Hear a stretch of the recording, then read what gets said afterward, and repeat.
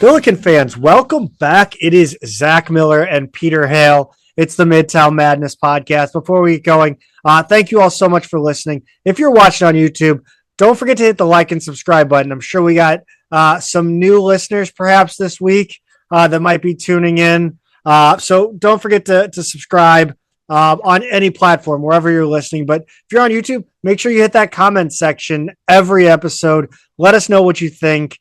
Let us know what you like, what you don't like, what we're not talking about, what we're talking about too much, whether I'm talking too much. It doesn't matter. Sound off in the comments section. First of all, it's season 5. Once again, the Midtown Madness Podcast is brought to you by 2 Men in a Garden. 2 Men in a Garden is my absolute favorite salsa. I actually stopped by Schnucks on my way to Mother's Day celebration, and they had cantina style. I was originally going to hit the Ruffles, the tried and true barbecue pairing of like Ruffles potato chips, something like that. No. As soon as I saw that cantina style, it was right in my cart, a bag of the Tostitos cantina thins, and I was the hero of the party, in my own mind at least. Whether you like it mild, medium, or hot, cantina style or chunky, 2 Men in a Garden has you covered. Worried about the store not having your favorite flavor? That's where the $9.99 nationwide flat rate shipping that 2 Men in a Garden offers online on their website. You can get your favorite flavor delivered right to your door for just $9.99 flat rate. 2 Men in a Garden is made fresh with simple ingredients and a ton of flavor. Visit them online at 2meninthegarden.com to shop your favorite flavors and learn more about Kitchen Hub STL. Don't forget to follow them on social media at 2 Men Salsa on Instagram and Twitter for the latest updates. Pete, what a weekend, man. What a weekend, Zach. We've got another NCAA tournament team at SLU. Yeah, I mean, we have to start this episode with the soft Billikens, if you will. That doesn't work as well as the base Billikens.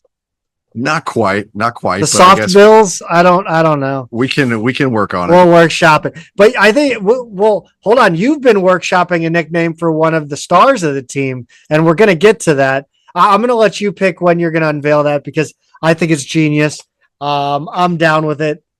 But let's talk about softball first. I don't want to interrupt. I don't want to interrupt anywhere else in this discussion. So I'm going to give this opinion of mine real quick about softball and college softball. It is top tier television sports product. I do not care what, among like regular season. I don't care. College softball's right there. It's so great. The NCAA tournament is great. It's 2 hour and a half, 2 hour games. Then the next game's on. It is binge worthy. It's beautiful. And every single Billiken game in this Atlantic 10 tournament was must see TV. It really was, Zach. I mean, what a ride, like they didn't do it the easy way. I want to say it was unbelievable. This championship was unbelievable. But it wasn't unbelievable because SLU wasn't supposed to be there.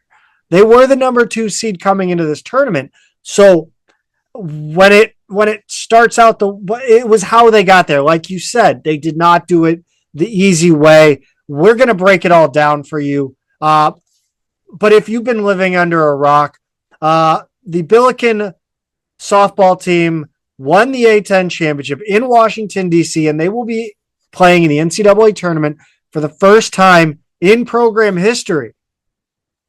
In program history, Zach, that's pretty incredible. That goes back a while. I mean, that goes back to the shorts and long socks. It does. And the tank tops. 1978 is when the program started. That's actually older than I realized. I mean, they're a few seasons away from celebrating their 50th anniversary. Yeah. And I'm really glad they got to the tournament before they made it 50 seasons without it. I gotta say, I'm a little surprised that they never did over the years. Like, I know they were really in the wilderness for a while. I know they struggled. Well, they played a lot of their games. I mean, I'm assuming much like baseball did for a long time. They played over in Forest Park. So yeah, so there's not just that, but they bounced around conferences, as we know, and They've never been an especially well-resourced program, which I'm sure we'll get into over the course of this discussion. But it is kind of crazy that like they didn't even have a fluke run in any of those conference tournaments or anything like that. And I think part of that is a lot of times the conference tournaments in these sports don't take all the teams in the league, right? And so you more or less have to be a top half team to make it in a softball or a baseball or things like that. So there may have been a lot of seasons where they just weren't they just didn't have a chance. Yeah, no. I think we just need to get right into it. But I mean, you look at those, I guess we won't, because you look at like, Conference USA years, right? Those were tough years. You had a lot of really good programs, a lot of Southern programs. And as we know, Southern programs really have a big advantage when it comes to the bat and ball sports. But let's break it down. It started out inauspiciously, a 6-5 loss in the opener against 3-seed Fordham on Thursday the 8th. Pete, this was bad vibes. It really was, Zach. It was surprising. Like we knew Fordham had a couple of good players, but you kind of would have thought that you'd like to get through that first round. This was the trick of the difference between the 1 seed and the 2 seed, right? Because you end up with the 3 seed Fordham instead of a 4 seed on the other side. So SLU did strike first in the bottom of the second. They got an RBI bunt aided by a throwing error, followed by an RBI single from Kendall Johnson. Fordham tied it the next inning. Then SLU added 2 more with an RBI single from Jane Kaniski and a bases loaded hit by pitch. Fordham tied it again the next inning, and SLU's final run came on a Kaniski sac fly in the 4th. But Fordham added 2 runs for the 3rd straight inning and didn't give up the lead. They're a pesky team. They've got 2 first-team all-conference players in the 1 and 2 spots. They've got the woman who led the league in stolen bases, like just a really dangerous, fast player out there. And then the other one, along with Mash-MALLO, who won Player of the Year in the 2 spots. So if you could avoid the damage from their 1 and 2 spots, you can beat them. But that's where they beat you. Yeah, this was one of those games that was just infuriating to watch because,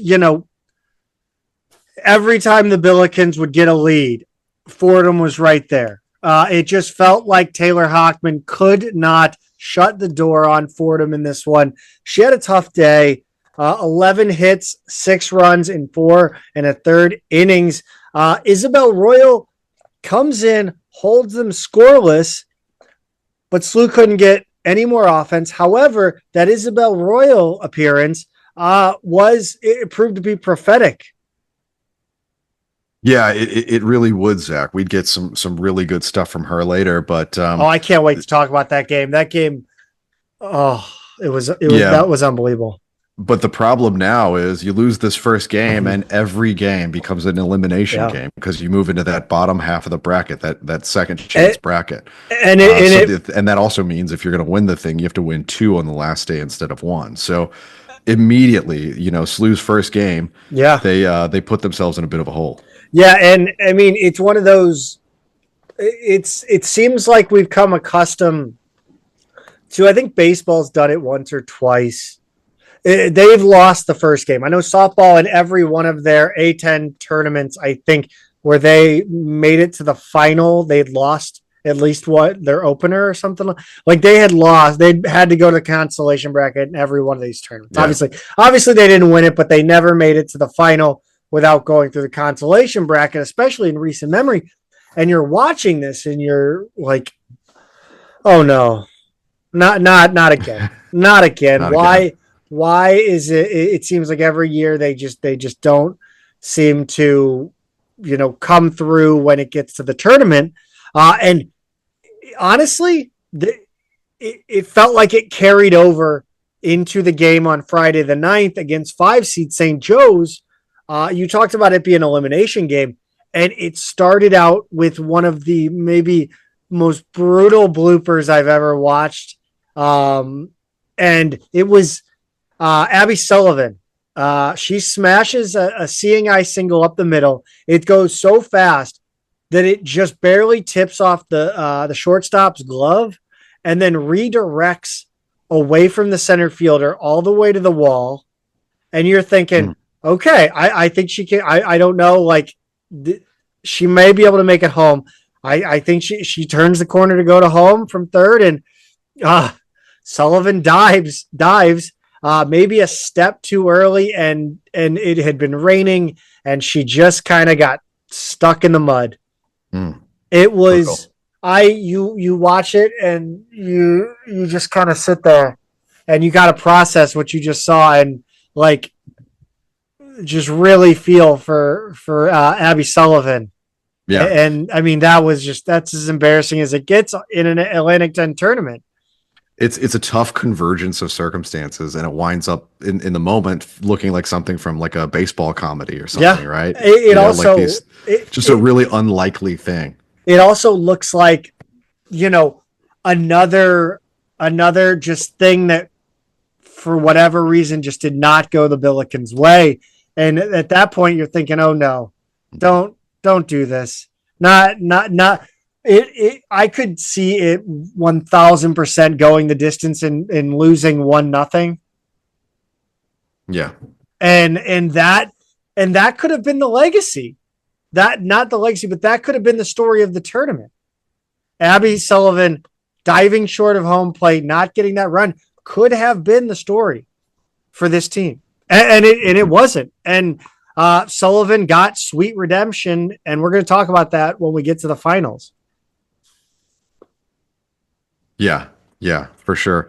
But in this one, Zach, so after that, was it after that? Yeah, so that was the first play of the game. That was the first play. That was the first play. Okay. And then in the bottom half of the inning, St. Joe's gets out to a 2-0 lead with a 2-run single in that bottom half. That play being followed up by 2 runs scored by St. Joe's. Like I said, it felt like a gut punch. It felt like, okay, we had a chance to go up. Now we're down 2-0.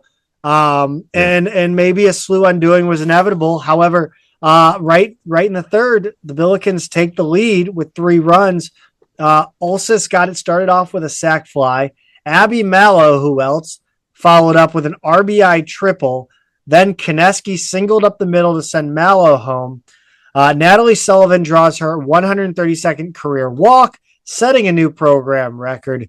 In this one, Taylor Hochman comes right back and is strong, only giving up 2 runs, striking out 5 in 7 innings. And really, after that first inning, Hochman was locked in.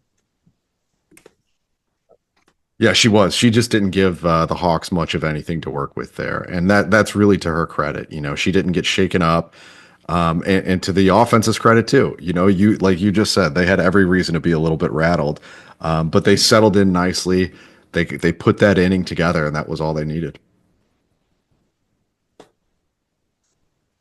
Pete, I want to move on to what was probably, and it's hard to say this because the final 2 games were absolutely incredible, extra inning games. But the game of the tournament was this 1-0 win in 10 innings against the number 1 seed Dayton on Friday the 9th. And Pete, I felt as though SLU softball in this spot was actually better than Dayton. I thought SLU was the better team all the way around. I didn't think Dayton had much outside of their pitcher, Izzy Kemp. But this one was, this is how classic the game was. It started before I left work at 5 p.m. I went to the gym, I lifted and got home, took a shower, ate dinner, and the game was still going on. Like, that's how long this game took. I cannot believe it. It was tension from the first pitch. Yeah. And Zach, you already kind of gave the reason why, and it's Izzy Camp on the other side, of the mound from SLU on Dayton. She's incredible. Like, she's putting up huge numbers. Like, when you look at her, let's see, last 3 starts, including the SLU game, 14 strikeouts, 17 strikeouts at George Washington before that, 11 strikeouts at George Mason. She put up double-digit strikeouts in a bunch of games this season before that. She was phenomenally good this year. 193 strikeouts in 144 innings. Not something we're used to at SLU because we have two kind of like ground out kind of pitchers, right? Like they're more that control style. So to be facing a pitcher like that means it's gonna be a low scoring game. So you really need to have your pitching and defense in order. Well, she had the game against GW early, right? That game, I think, did you mention that game? You did mention the GW game, right? Yeah, sorry. You Yeah, there. no. So in that game, she had her rise ball absolutely firing on all cylinders. I mean, she was sending down hippos like nothing. Yeah. I refuse to call them incredible. the revolutionaries. I'm sorry. They're the George Washington hippos. They've always been that. I mean, this one was incredible. The numbers in this game were astronomical. Yeah. Yeah, really, really impressive stuff from both sides. And it was just a classic pitchers duel, really. But Isabel Royle got the best of it, Zach, in the end. She goes the distance, struck out a career high 12 batters, and allowed just 4 hits and 2 walks. I mean, that was just like, what more can you ask for when you're across from camp? She like we said before, she struck out 14 in this one, didn't allow a hit until the 7th. But then she kind of lost some steam, Zach, and allowed 3 hits overall. Yeah, I mean, I would lose steam too if I were Izzy Kemp, who threw 175 pitches over 9 2/3 innings. My goodness. Man. I mean, just incredible. It was watching that number climb. Like, it was at like 100 in the 7th, and I was like, okay.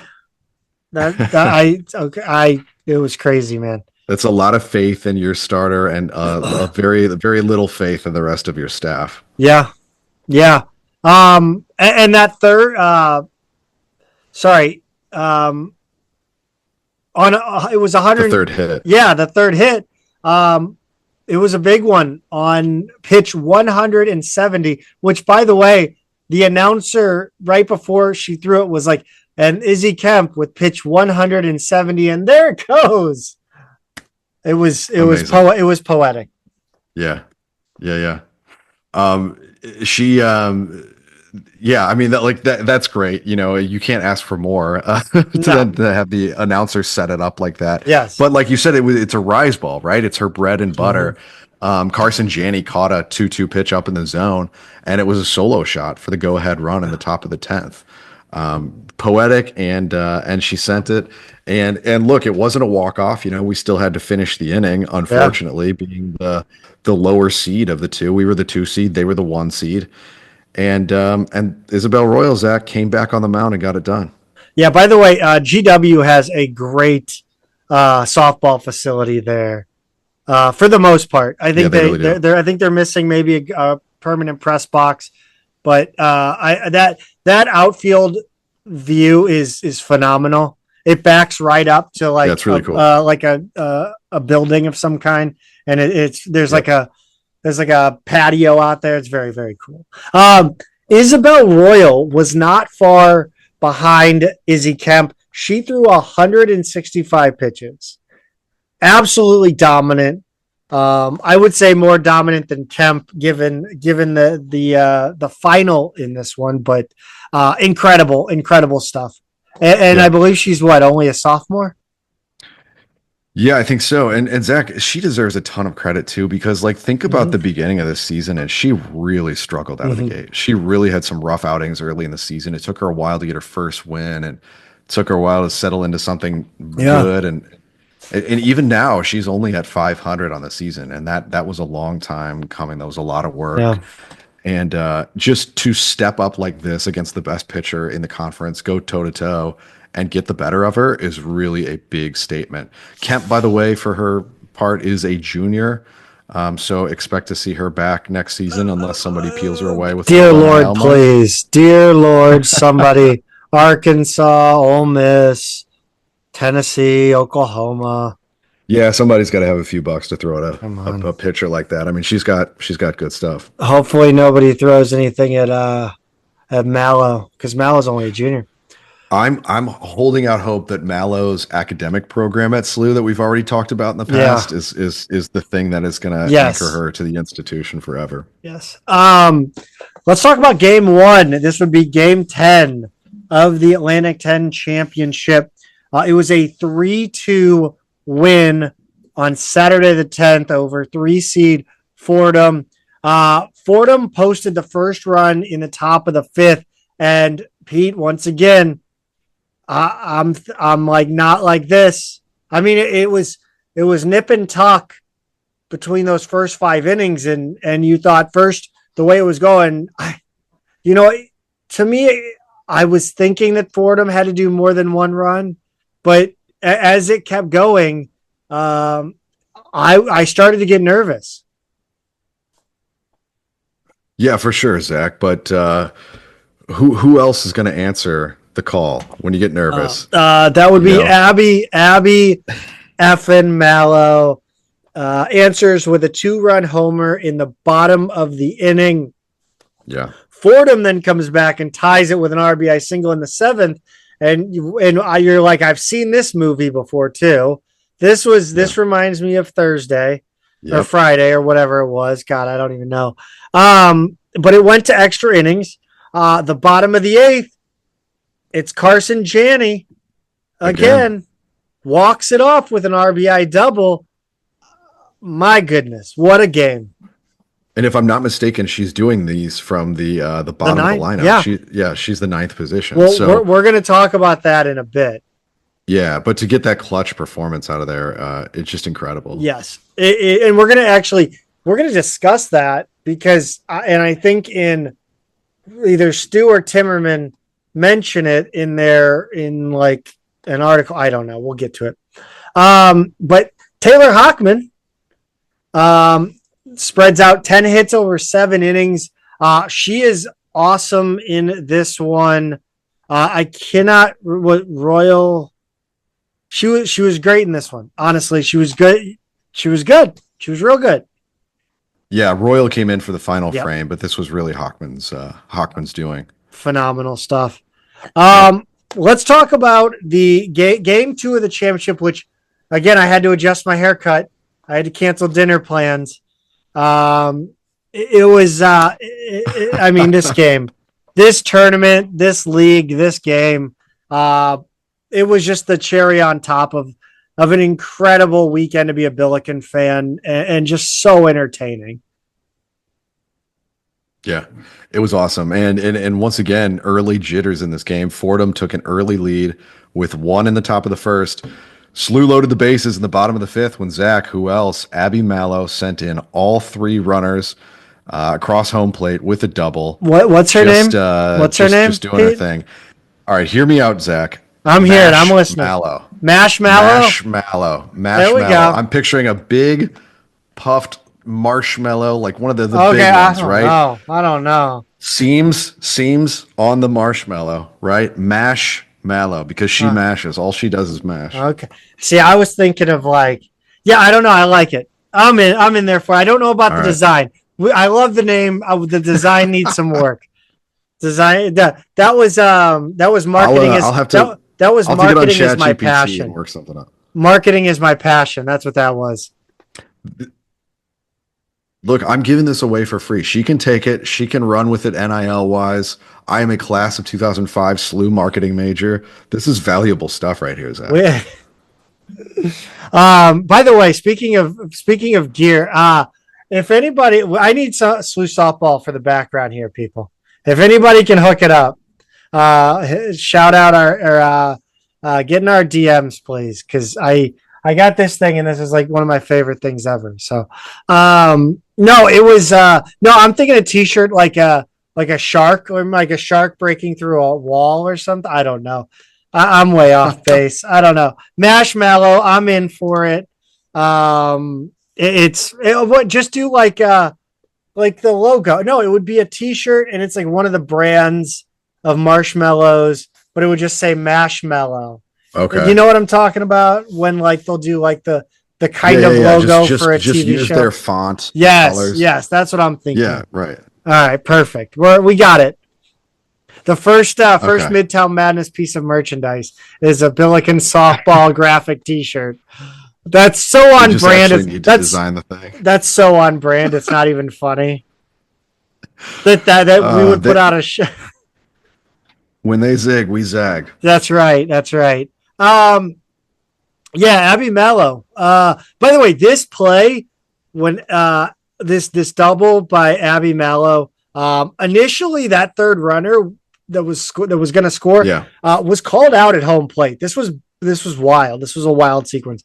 Connoyer successfully challenges it. I don't know what she saw. I have no idea. I don't know if she was calling for the tag not happening or the catcher was blocking the plate. No idea. Nevertheless, the call was reversed, which, again, seeing what happens next, again, shocked they reversed it because I don't know what they were challenging, but I didn't see anything. I mean, me in my biased nature was like, she's blocking the plate, but I didn't see anything that really could have been reversed. So I was surprised. But then Fordham challenges, which this is like in the NFL where you can take a timeout after a timeout. It sucks. Right. Fordham challenges whether the runner on second left early on the pitcher's release. It was really close. But in my unbiased opinion, I absolutely think she timed it perfectly, at least perfect enough that it wasn't obvious. But speaking of weird calls, the Billikens got a lot of I don't want to say help because they were legitimate calls and there was no real argument, but there were multiple illegal pitches. What else? Oh, there was I think there was a 10-second violations on the batter that were called strikes. Yeah, it was such an interesting tournament. There was just so a lot much of the weird little technical stuff. So much going on in this tournament. I can't even begin to explain it. But yeah, those two challenges. But the Billikens are up too. Yeah, and then the Rams got two back in the top of the sixth, and things could have been much worse, Zach. We were texting at this point. They had runners on second and third, and then those top two players who we've already talked about were next up, right? Because they were at the bottom of the order. Pete, how many times did I text you? And this is where I realized I am a terrible softball coach. How many times did I, and I said this about both pitchers. I said on at least one occasion for each, Connoyer's got to pull her. You got to take her out. Got to take her out. She's got to come out. She's coming out now, right? There's no way she's staying in the game. I said that. I gave up on both Royle and Hochman at different points of this tournament. I am not afraid to admit it and apologize. I was not familiar with your games. Well done. She's a little bit closer to the situation than I think so too. It seems like it all worked out. Yep. Royle got out of the jam, and then in the bottom of the seventh, Mash-MALLO again drove in the game-winning run on a bases-loaded fielder's choice. I don't know why that's a fielder's choice. Is it a fielder's choice even if they don't get the out? It's how it's officially scored. Okay. I think it, as long as they don't go to first, right? Okay, so getting the out has no bearing on whether it's called a fielder's choice or not. Yeah, it's literally what the infielder decides to do. Okay. Yeah, I mean it was I mean that's what I had on my bingo card for how they'd walk it off. I don't know about you. Bases loaded field. I mean, this is what when you're a little kid dreaming about what you're going to do someday, a bases loaded fielder's choice is really it's what everybody dreams of, right? Yeah, but the beauty of this is and I'm going to actually pull this from our Carson Janney conversation because I think it's important here. Carson Janney was moved to the 9 spot. The second, as she was leading off for, the stretch run of the season, moved to the 9 hole. The second leadoff hitter in the 9 isn't a new strategy. Like I've heard it since I was a kid, but it worked like a charm in this one. And I think in this moment, again, I don't think you understate how important her position batting 9th was in that 7th inning. getting Mallow to the plate. Yeah. Yeah, huge, Zach. It's she and Janny's the one who crossed the plate in the Right. end, right? Right. Like she's that final run. Yeah, yeah, yeah. Right, but I mean, Um, you want to get through the bottom of your order, right? If you have another player in that spot, right, that's your ninth hitter coming up. You're looking at a different outlook for that bottom of that inning. You're looking at having to go back, likely right. go back out there and defend in the top of the first against the Dayton lineup. And I mean, who knows what happens? Or sorry, the Fordham lineup. And Yeah. I mean, the Fordham lineup was mashing all tournament. Like they were the best offense in this tournament. Yeah, that's exactly right. And so they avoided what very well could have been a disaster. Yeah. Abby Mallow, by the way, 4 RBIs, all 4 of them for SLU in this game, gave her 80 on the season, which ties a conference record, an A10 record. Incredible season by her. Isabel Royle went the distance for the win. Yet again, stepped up big in the clutch. And in the 6th, I was like, gotta take her out. She kept right. They stuck with her. She kept missing the plate. And I think there were the many times I was like, throw strikes. Please throw strikes. Mm-hmm. You're killing me. But this was I'm obviously completely wrong. She was amazing in this one. Yeah, she really was. And then Sullivan, Zach, we get the whole redemption arc here. 2 really nice bunts that she turned into hits. Yeah. One of it, which eventually became a run when Abby Mallow sent her home.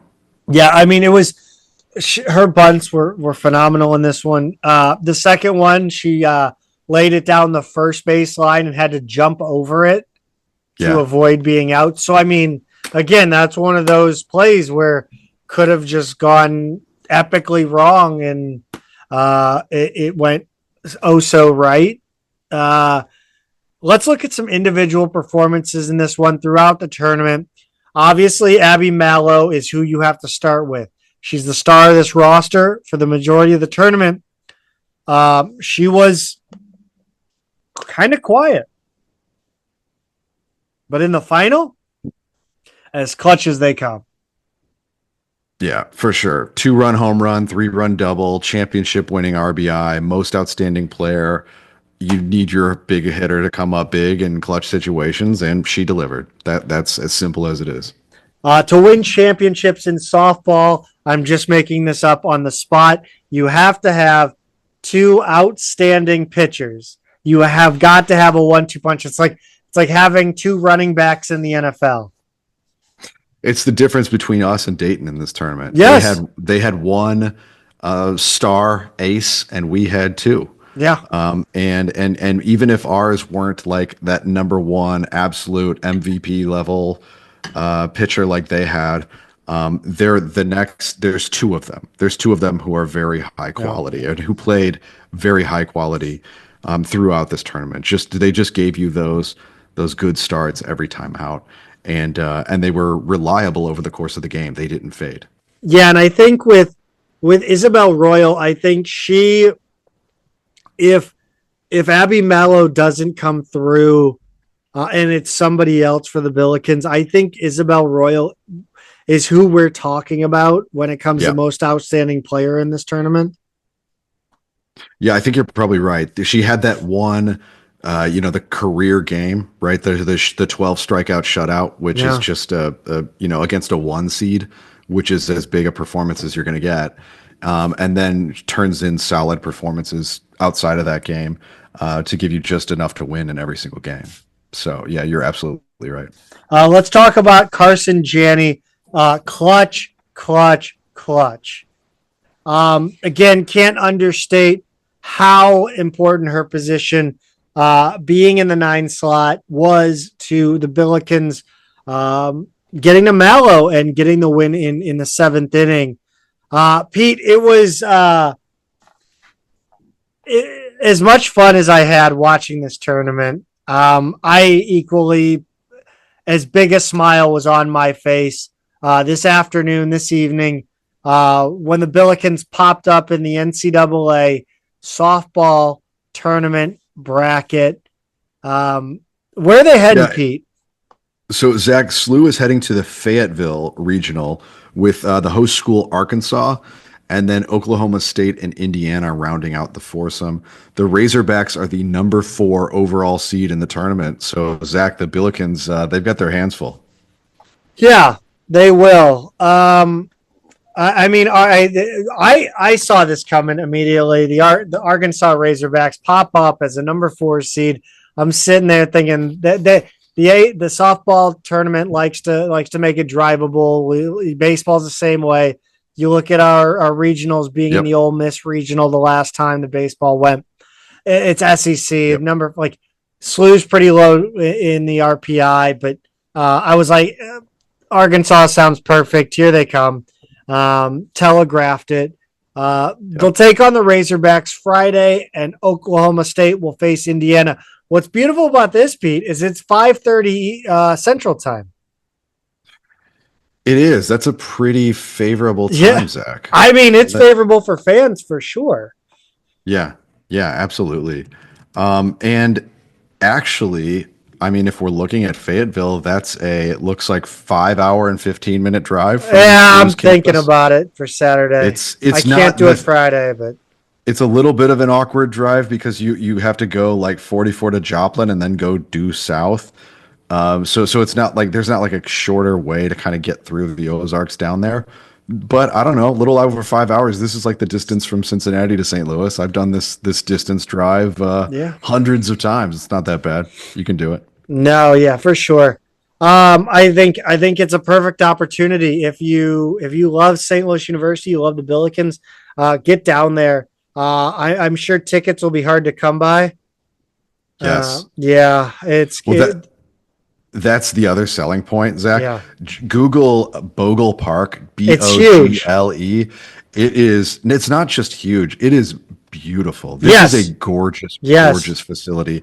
This is as nice of a softball facility as you can imagine. I want to say, is it Oklahoma who's actually building like the state of the art, super softball facility right now? I hate that the NCAA championships in the same city every year. Yeah, I know, but they for what it's worth, they are building something. But this softball stadium is just impeccable. It's a beautiful place. You've got a hillside out in the beyond the wall that they can fill up. Total capacity when you've got the stand and everything is, I think it's over 3,000. Yeah, over 3,000, 3,200. Oh, wow. They're among the leaders in attendance every season. It is a really it's insane.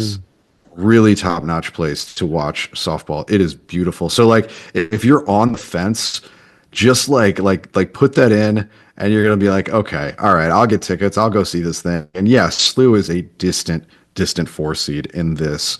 And we'll get into the competition in a minute here. But this is the first opportunity we've had ever as SLU fans to see them play in an NCAA softball tournament, and they're doing it in as nice a setting as exists, to be honest. This reminds me a lot of Ole Miss Stadium. Everything about this is the same as Ole Miss Stadium. That they have that outside or outfield grass area. You can bring a chair. You got to get there like 10 hours early to get a spot. Right. But yeah, this is going to be amazing. It's just really cool. Yeah, this is going to be an unbelievable opportunity. I do think that the Billikens have a chance to beat Indiana. I don't see why they can't. I think we've got a great second arm. Obviously you're gonna, whether you throw Hochman or Royle, I think you absolutely have a chance to take a game off of Indiana. Look, Indiana maybe 33-18, but they're 10-12 in Big Ten play. Like this is not an Indiana team that's like a juggernaut in conference. Right, and they're up against a pretty good Oklahoma State team that actually wound up with the same record, but I think they're a little bit better team. So SLU faces Arkansas first on Friday, the 1 seed and 4 seed, and then Oklahoma State will face Indiana. It's double elimination, so the winners will play each other and the losers will face off in the bottom half of the bracket. So it's a lot like the conference tournament, right? The top team will only have to win once for the title on the last day, but the team that comes out of the bottom half will have to win twice. So Arkansas, Zach. 40-11, 15-5 at home. RPI is 6. Bree Ellis leads the nation in on-base percentage at 649. Slugging percentage is over 1,000. It's 1189. She's also top 10 in RBIs, but behind Mash-MALLO. The Razorbacks are second in the country in fielding percentage at 983. So they're really, really good in the field. But when you look at Oklahoma State and Indiana, so they're both 33-18. Oklahoma State is 11-8 on the road compared to 6-11 for Indiana, but Indiana's 13-1 at neutral sites. Oklahoma State's 11-6 at neutral locations. But their RPI, Zach, it kind of tells a story here because Oklahoma State's 21, Indiana's 41. They seem to be stylistically a little bit different. Oklahoma State steals a ton of bases, 87 this season compared to just 14 by their opponents. Megan Delgadillo has 33. Indiana, meanwhile, best batting average in the nation, 368. Best on base percentage, 457. They're also up there in doubles per game. And then Taylor Minnick is really their player. She's 470 batting average and number 7 in on base percentage at 579. That batting average is 5th. Oh, this could be tough. So she kind of leads what they do at the plate. But like you said, if we have a situation where one of our pitchers is dealing, you can kind of squint and see a scenario in which you can kind of get around their dangerous part of the lineup and make a game of that. So anyway, I agree with you. I think that's probably out of Oklahoma State and Indiana. That's probably the team we've got a better shot of beating, but Oklahoma State not quite as scary at the plate, but probably a better balanced team overall. Manufacture a lot more runs. I do. If I want to play the common opponent game, if you want to bear with me for a minute. Yeah, absolutely. We've got Billiken softball played Purdue this season and dropped a 4-2 decision. Purdue beat Indiana 5-3 and 10-2 and dropped a 2-0 defeat.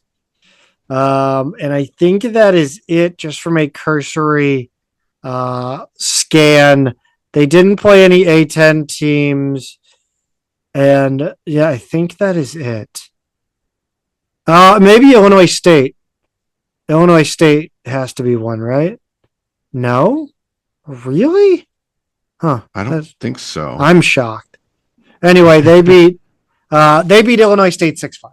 So, but it was on Flow softball, so it doesn't count. Right. Right. Yeah, didn't happen. If nobody saw it, didn't happen. But no, this is fucking cool. I'm excited for these Billikens to get a taste of the NCAA tournament. I think it would be remiss to not talk about Connoyer here, Pete. Yeah, I think so, Zach. She's we've both kind of put in a little bit of our thoughts on this in the last couple days, either to each other or on Billikens.com or other places. But I think she's a really interesting test case, Zach, for how much rope should you give a coach, before you cut him loose.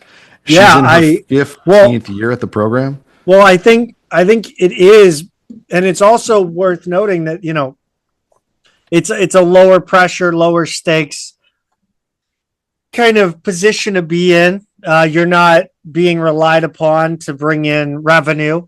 But I do. I think it's given the resources. I think this is. I mean, she was given. I could see a world where they move on, but I don't have necessarily I've never really had a problem with her. Her results, despite having some down years. Mm-hmm. Yeah, when you look at the program history, right? You like you said, there's a resources question, and I'll get to that in a second. But the history is just so we're in year 47. Program started in 1978. They've never really won anything. From the mid 90s to 2000, they were winning single digit games per year. I mean, there are seasons where they won like 1 to 3 games.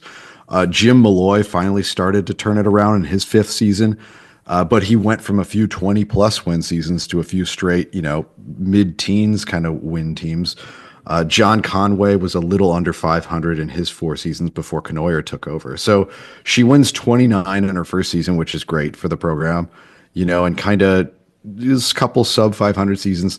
Then she wins 30 games in 2014, a program record that still stands, 36 games in 2015. And then they really fell back off again, right? So you've got a few 500-ish, slightly below seasons before 4 straight years of pretty bad records. Yeah.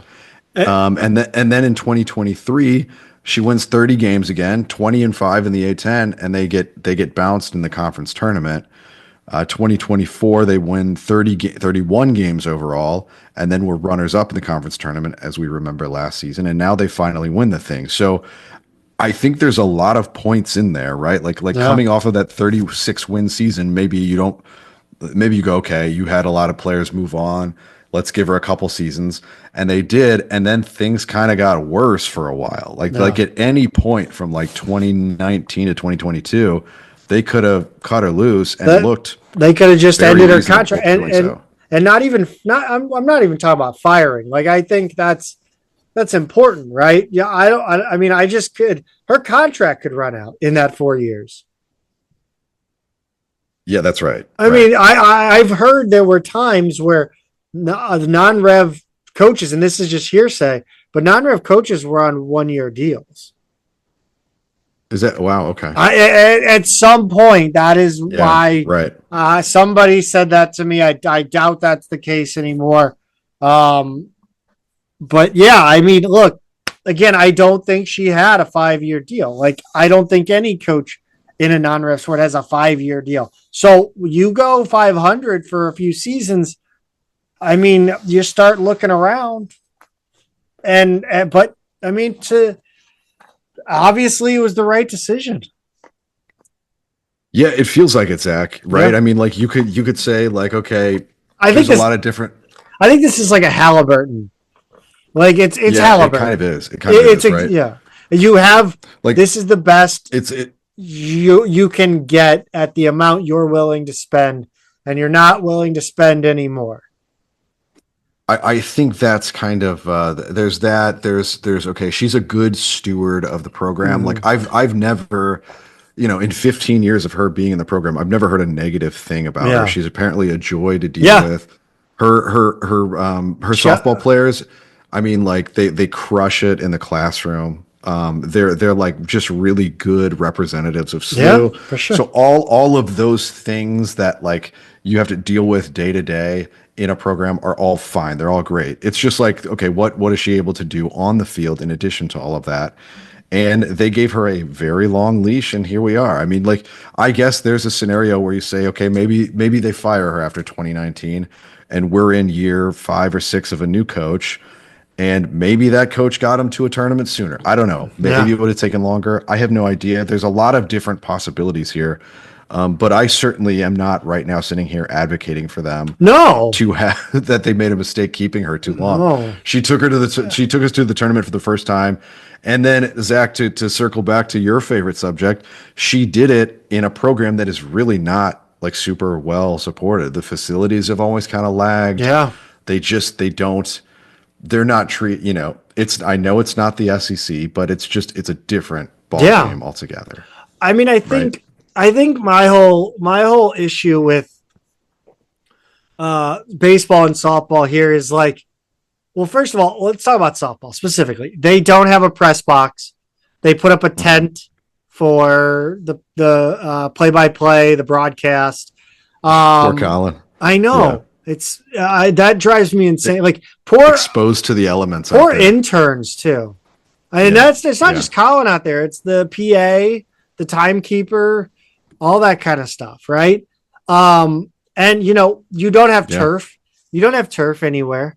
So rainouts are more prevalent, right? You could do all complete turf. Yep. You could do half and half. the seating is rough for the parents. They don't get a lot, but I mean, you don't want your parents sitting out in 45-degree weather on metal bleachers, like if you can avoid it, right?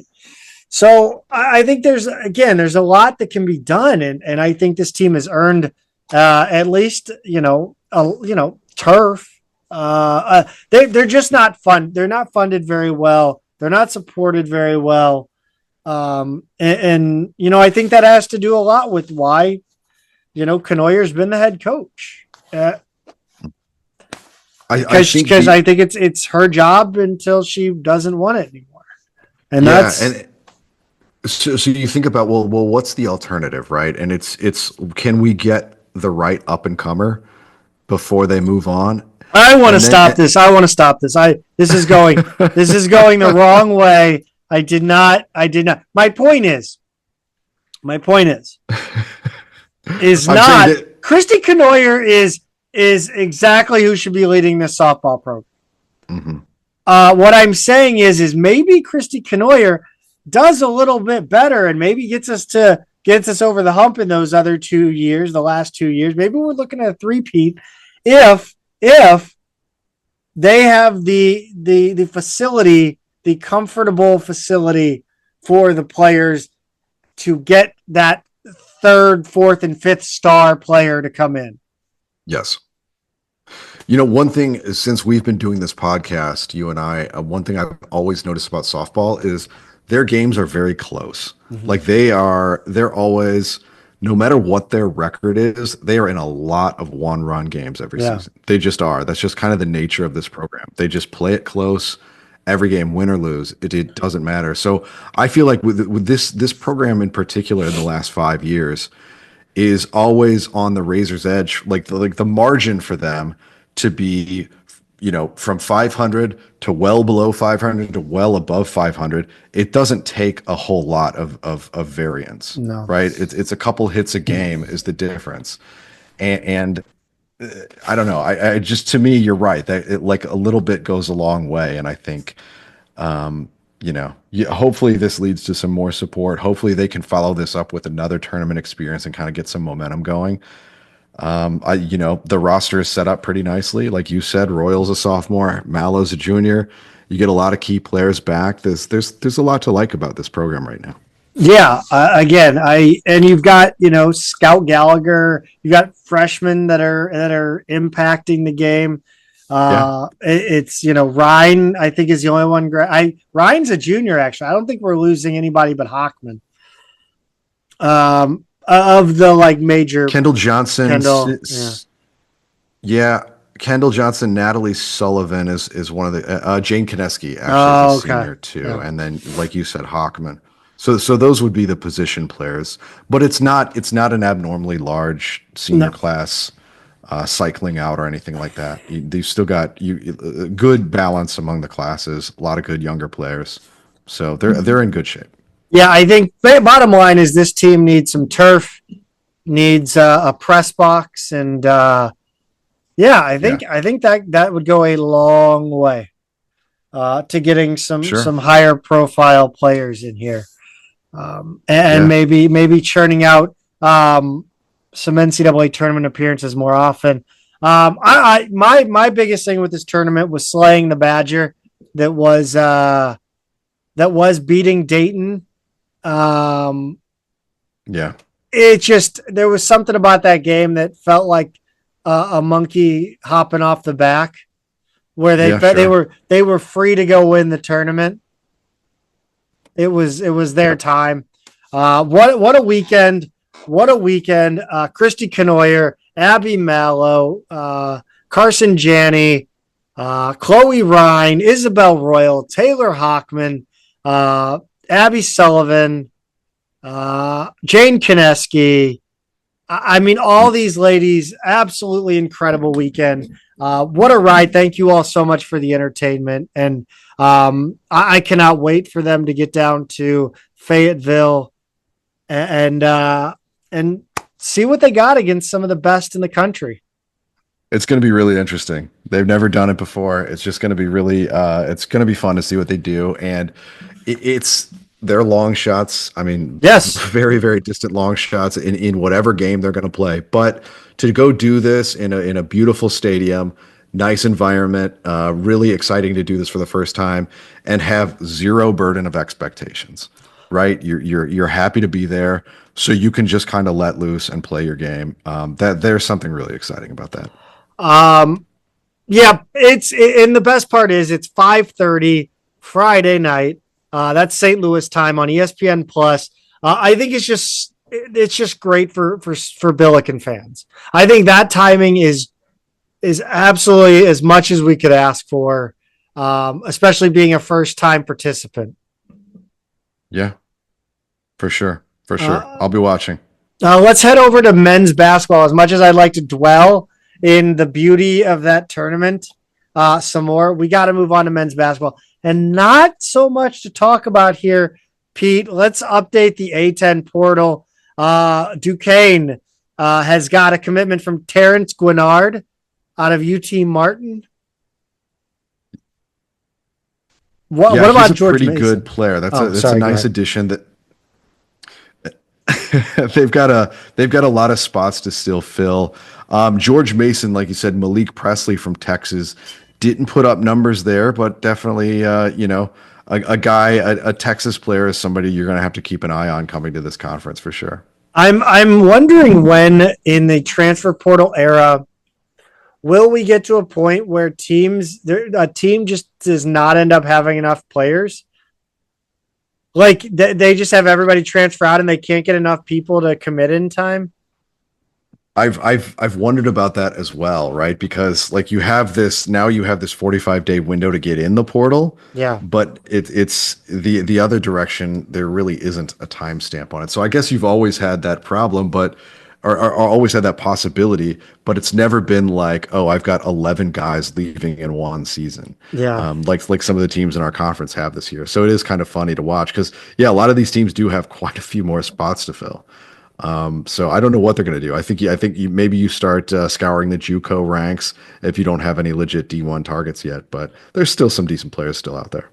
Only 3 other teams bringing in incoming transfers this week. St. Bonaventure got a Tennessee Tech transfer. Daniel Buniwe.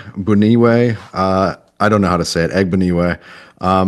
Pretty good player from Tennessee Tech. Jordan Dumont from Villanova is going to VCU. He's another player at VCU coming from a bigger name school. So see what he can do there. And then Zach, probably the biggest one of the week was Jaden Smith going from Fordham to St. Joe's. He was great in the Pursuit of Happiness. Jaden Smith, the biggest Nepo baby yes. in the A10 now. Hey, he is a genius. I love the Key and Peele sketch about Jaden Smith and how he's never heard the word no and cannot conceptualize no. I gotta watch that. I haven't seen that one. It's good stuff. Yeah, so he's going from Fordham to St. Joe's, which is you gotta love the in-conference transfers. But that's it for the A10 this week, Zach. Very, very quiet week. The portal news has slowed down to a trickle, so we'll probably have to reformat how we look at it in our notes. Pete, you know what? I was gonna come up with something with reformat and looking, but every time I look at 2 Men in a Garden salsa, I see the same thing. I do too, Zach. It's consistency. It's a delicious product. It's trusty, but I want to send you guys down a slightly different path this week. No pickles, no salsa. Try these pickling pouches, and I'm going to send you to the smoky chipotle one, which it's been a long time since I brought this up, but it's burger season again. It's grilling season. I don't know what St. Louis was like today, but like today was the first genuinely hot day of the year in Cincinnati, May 11th. I'm a little sunburned on my legs because I was coaching soccer today. Zach, I know you're built for summer. This is your time. It's your time to shine. But burger season, the smoky chipotle, and I did it on their advice, the advice of the company themselves. Take a nice big white onion, slice it up, follow the instructions on the pack for the smoky chipotle, give it a few days, pull those out, and you have an unbelievable burger topping, like a smoky chipotle flavored pickled onion. Put it on your burger, and hear me out: cheddar, bacon, little bit of barbecue sauce. Unbelievable a burger, Zach. It's perfect. All that combination of flavors is absolutely flawless. I'm actually making myself hungry right now, saying this at almost 10 p.m. Eastern time, even though I've had dinner, because it is such a good burger that these make. You're gonna have to trust me on this one. It's really easy. These are idiot proof. Go get them over at twomeninAgarden.com. Fill up a big box, $9.99 nationwide shipping. Tell them we sent you. I promise you won't be disappointed. Let's head over to the other diamond and talk baseball. It's a tough week for the Billikens, a tough road trip going to Rhode Island, middle of nowhere. It's almost as bad as Bonaventure. A 7-4 win. They started off the week against Lindenwood Tuesday the 7th. Riley Ifrig went 2 for 4 with 3 RBIs and 2 runs. Ian Blazier scored 3 times to help the Billikens do a midweek win against the Lions. SLU got 10 hits from 8 different players. They used 5 pitchers, and the third, Carter Kelly, went 3 innings and got the win. Chase Miner struck out 3 in the final 2 innings for the save. They did not do so well against Rhode Island. No, they didn't, Zach. And maybe this is what, maybe they got thrown off by this suspended game because they lost the game 1, I'll call it, 3-2 at Rhode Island, Friday the 9th into Saturday the 10th. The game was suspended in the top of the 6th due to rain. Rhodey was leading 1-0 at that point. SLU had 2 on, 1 out, a lot of momentum. When the game resumed the next day, Max McGuire drove in the runner on third. The Bills went up 2-1 the next inning on a Riley Ifrig sac fly, but back-to-back sac flies from Rhode Island in the 9th gave them the win. Owen Kelly had a good start. He went 5 innings, struck out 7, and only allowed 1 run. But Charlie Weber pitched the last 3 2/3 the next day. He was fine until that 9th inning, unfortunately, when got a bunch of base runners on. And those back-to-back sac flies did it. Zach, on Saturday the 10th, they played a game 2, and it didn't really get any better from there. No, it didn't. Only 1 more run on the day for the Billikens in a 6-1 loss. The Billikens' only run came on an RBI single from Tokyo Drift himself, Hank Gomerick, in the 7th. Rhode Island was leading 4-0 before that. It added 2 more in the 8th. Billikens could only muster 5 hits. Josh Cunningham took the loss. Hendrickson wasn't having a good weekend, and it culminated with him being thrown out of the game on Sunday the 11th en route to a loss for the Billikens. Yeah, Zach, and I'll run us through the scoring here, and then I want you to explain why he was thrown out of the game. The Bills got on the board early with an RBI double from Brendan Stressler in the 1st. They added 2 more in the 5th off an RBI triple from Chase Beatty and another from Stressler.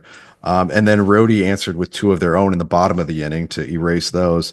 Then the Rams posted 4 runs in the bottom of the 7th to really turn the tide of this game. Ian Halverson hit a solo shot in the 8th, but SLU didn't have anything else to answer with, and Rhodey put up 2 more insurance runs. The loss went to Ty Holman, who was on the mound for Rhode Island's big offensive inning. Jack Weber was the starter, who allowed 2 runs in 5 innings, and Christian Ponal was charged with the final 2 runs. The Rams scored, but why, Zach? Why did Hendrickson get himself ejected from this game? Well, that would be arguing balls and strikes, of course. Why else would you get ejected? Holy crap! There's a lot of ways to get ejected from a game. Yes, but yeah, I guess this was your garden variety. By the way, the announcers in this game were out of pocket. Holy shit! Unbelievable. Yeah. So they're talking about the sun beating down on their necks, and they're talking about they're wearing collared shirts, and they said they flipped them up, and he was like, "But I look a bit douchey, or I look it's a bit douchebaggy," and I was like, "What the fuck did you just say?" On an NCAA baseball broadcast, you just said douchebag? That's so funny. I love that. Unbelievable. Unbelievable. Yeah, it's great. On the standings, the A10 baseball standings, not much movement from this result. Rhode Island sits atop the conference at 20-7, followed by George Mason at 19-8. The Billikens are now tied with St. Joe's and Davidson at 16-11. Richmond, GW, Dayton, and Fordham are all at 13-14. Bonaventure's 9-18, and then UMass and VCU. Shocking season from VCU. Yeah, no kidding. UMass is just preparing for the MAC. The Billikens played themselves out of a shot at the 1 seed with the sweep of Rhode Island, or sweep at Rhode Island. They could still get the 3 seed, though. Only the top 7 make it. 2 of those 13 win teams are going to be left out. It is decision weekend this weekend. It is, Zach. And SLU plays at Western Illinois on Tuesday, and then they host George Washington for the final A10 series of the season. GW is one of those 13-win teams, one of those 4 teams. 4 of those are going to out of those 4, 2 are going to get in, 2 are not. So they do have a lot to play for. So we'll see who wants it more. 2 dogs, 1 bone, as Shirt says. Who wants it more, Zach? Yeah. That's going to do it for us. Congratulations again to Christy Connoyer and the Billiken softball team. Unbelievable season. Fantastic run in the A10 championship. Cannot wait for Friday, 5:30 p.m. Go Bills. Go Bills.